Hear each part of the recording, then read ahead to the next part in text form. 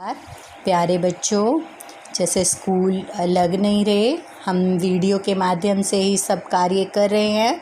तो मुझे उम्मीद है कि आप वीडियो देख रहे होंगे और सभी कार्य जो है वो अपना ध्यानपूर्वक कर रहे होंगे, क्योंकि दौर ऐसा चल रहा है तो उसके लिए जो नेट है वही हमारा एक माध्यम है स्टडी करने का। और स्टडी करना हमारे लिए ज़रूरी भी है, क्योंकि जो धन संपदा है उसको चोर चुरा सकता है, लेकिन ये जो हमारा ज्ञान है, जो हमारी स्टडी है, ये ना तो कोई चोर चुरा सकता है और ना ही अग्नि इसको जला सकती है, ना ही पानी इसको गला सकता है। तो ये हमारे अंदर हमेशा ही रहता है। तो ज्ञान हमें जहाँ से भी अच्छा ज्ञान मिले वो हमें ले लेना चाहिए। तो स्टडी जो है वो हमें ऊपर तक ले जाती है, तो स्टडी तो हमें करना ही है।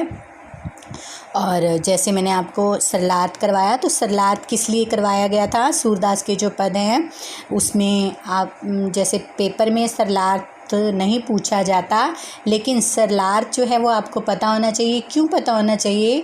क्योंकि अगर जैसे पहरे में से क्वेश्चन दिए जाते हैं तो अगर हमें अर्थ ही नहीं पता होगा तो हम पहरे में से जो प्रश्न हैं वो कैसे करेंगे। तो अब जैसे इसके अंदर पहरा है, उदो तुम हो अति बड़भागी, अपरस रहत सने त्यागाते, नाहिन मन अनुरागी, पुरनई पात रहत जल भीतर, तारस दे न दागी, जो जल मा तेल की गगरी, बूंद न ताको लागी, प्रीति नदी न पाऊ न बोर्यो, दृष्टि न रूप परागी, सूरदास अबला हम भोरी, गुर चाटी तो पागी। अब इसके अंदर जो है गोपियाँ जो हैं वो क्या कह करके उद्धव पर व्यंग्य जो है वो करती हैं। क्या कहती हैं? वो उद्धव को क्या कहती हैं? वो उलाना देते हुए, उस पर व्यंग्य करते हुए उसको बड़भागी कहती हैं, और उस पर बड़भागी कह करके उस पर व्यंग्य जो है वो करती हैं कि तुम बहुत बड़े भाग्य वाले हो जो तुम श्री कृष्ण के समीप रहकर भी उनके प्रेम में लिप्त नहीं हुए हो। और फिर गोपियों ने उद्धव के व्यवहार की तुलना किससे की है और क्यों की है? उद्धव ने जो व्यवहार की उनकी तुलना की है कि जैसे कमल का फूल जो है वो किसके अंदर रहता है? पानी के अंदर रहता है, और उसके ऊपर पानी की बूंद का कोई भी असर नहीं होता। ठीक है, तो इसी प्रकार जो उद्धव है उसके ऊपर भी प्रेम का कोई भी असर नहीं हुआ है। तो जैसे उद्धव ने प्रेम रूपी जो सागर है उसके अंदर अपना पैर ही नहीं डुबोया। क्यों की है? क्योंकि वो हमेशा ही ज्ञान की बातें कर रहा था। गोपियों ने अपनी तुलना गुड़ से चिपटी चींटियों से क्यों की? क्योंकि जो श्री कृष्ण हैं गोपियाँ उनसे बहुत अधिक प्रेम करती हैं और वो उनके प्रेम में अनुरक्त हैं। जैसे चींटियाँ जो हैं जब गुड़ के साथ चिपक जाती हैं तो वो अपने प्राण तो चाहे त्याग देती हैं, लेकिन उसके अंदर से छूट नहीं पाती हैं। ऐसे ही गोपियाँ जो हैं वो भी प्रेम में जो है वो अनुरक्त हैं और वो जो है प्राण त्याग सकती हैं, लेकिन ज्ञान को ग्रहण नहीं कर सकती। फिर इसके अंदर है हमारे हरी हरिल की लकड़ी। इसके अंदर हरिल की लकड़ी का मतलब क्या है? आपको बताया था कि हरिल जो पक्षी होता है वो क्या करता है कि जैसे लकड़ी को अपने पंजों में दबा करके वो उड़ जाता है। तो हरिल की लकड़ी का अभिप्राय स्पष्ट करते हुए बताइए कि गोपियों ने ऐसा क्यों कहा होगा।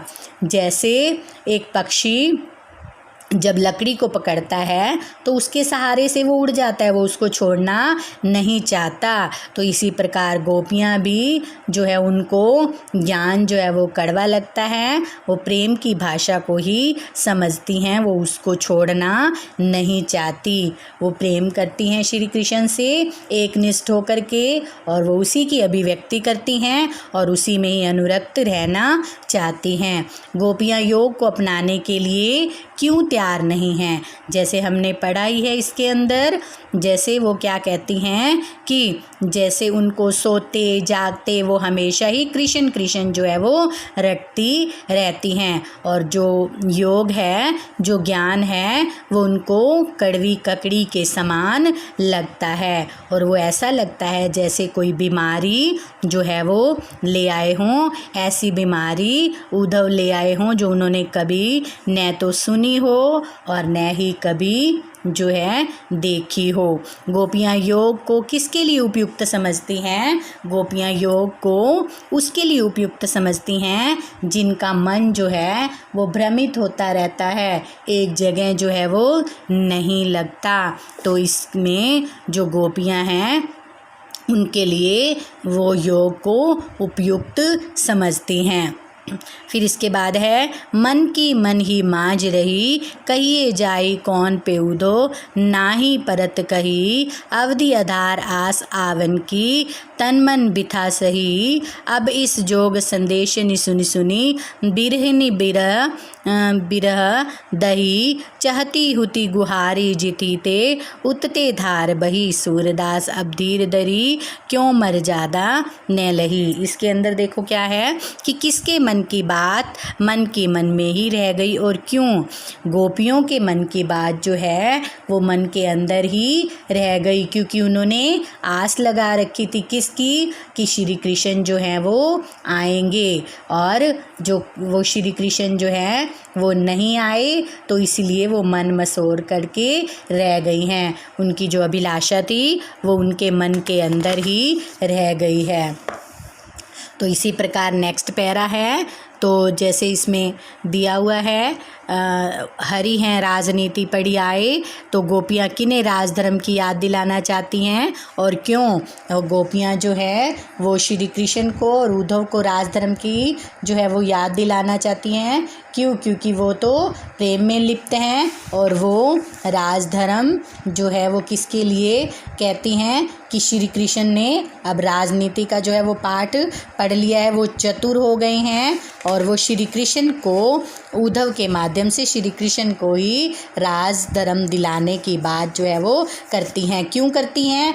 क्योंकि राजा जो होता है वो अपनी प्रजा को दुखी नहीं देख सकता, और प्रजा जो है वो गोपियाँ अपने आप को प्रजा समझती हैं। तो ऐसे ही छोटे प्रश्न दिए गए हैं, उनमें क्या है, गोपियों ने स्वयं को गुड़ चाटी क्यों पागी क्यों कहा है, ये हम पहले भी कर चुके हैं कि चींटियाँ जो है वो गुड़ के ऊपर जब चिपक जाती हैं, तो उन्होंने भी ऐसा ही कहा है कि वो भी कृष्ण से प्रेम करती हैं, तो वो उसके अंदर जो है वो प्रेम रूप वो ज्ञान को नहीं लेना चाहती, प्रेम में ही हमेशा जो है मग्न रहना चाहती हैं। उद्धव गोपियों को कौन सा ज्ञान देने के लिए आए हैं? वो ब्रह्म ज्ञान देने के लिए आए हैं, क्योंकि ब्रह्मा जो है वो कहते हैं कि भगवान जो है वो ज्ञान से प्राप्त होते हैं, प्रेम से नहीं। गोपियों की विरह वेदना को उद्धव अनुभव क्यों नहीं कर पाए? क्योंकि उद्धव जो है वो प्रेम की भाषा को नहीं जानते, वो ज्ञान की भाषा को जानते हैं, और गोपियाँ जो हैं वो प्रेम की भाषा को जानती हैं। तो इसी प्रकार आपको जैसे ये अति लघु त्रात्मक प्रश्न थे, और आगे लघु त्रात्मक प्रश्न हैं, वो भी आपको करने हैं।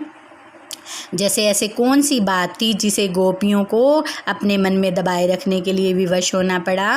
क्योंकि गोपियाँ श्री कृष्ण से प्रेम करती हैं, और वो उद्धव उनको ज्ञान देना चाहते हैं, और उनके मन में ये अभिलाषा थी कि कृष्ण उनको मिलने के लिए आएंगे, लेकिन वो उद्धव को ज्ञान देने के लिए भेज देते हैं। कमल के पत्ते और तेल पे लगी गागर की क्या विशेषता होती है? कमल के पत्ते जो होते हैं वो भी हमेशा पानी से ऊपर रहते हैं, और तेल की भरी हुई जो गागर होती है, जो तेल जिसके ऊपर लगा होता है, तो उसके ऊपर भी पानी जो है वो नहीं ठहरता। तो इसी प्रकार आपको सारे प्रश्न जो हैं वो करने हैं। और अगर कोई भी प्रश्न आपको समझ में न आए तो आप फ़ोन करके भी पूछ सकते हो, और आपकी जूम पर जो मीटिंग होगी वो भी आपको बता दिया जाएगा, मैसेज दे दिया जाएगा। तो आप उसमें भी अपने कोई भी आपको समस्या आ रही है, कोई भी आपको प्रश्न समझ में नहीं आता या कोई भी आपको शब्द समझ में नहीं आता, तो आप तब भी पूछ सकते हो। धन्यवाद।